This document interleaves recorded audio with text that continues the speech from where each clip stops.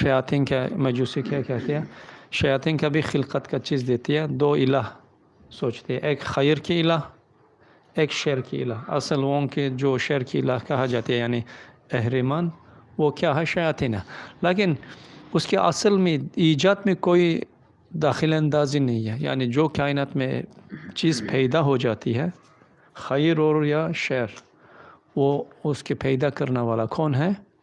اللہ تعالی ہے۔ شیاطین صرف اس کا سبب بن جاتی ہے،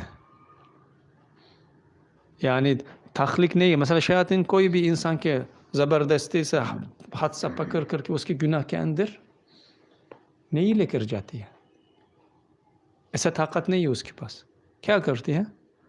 وسوسے کے ذریعے وہ گناہ کی اس کا اچھا دکھا دیتی ہے، یعنی کوئی بھی قوت نہیں ہے، کوئی بھی چیز کی خلق نہیں ہے، خلق اللہ تعالیٰ کی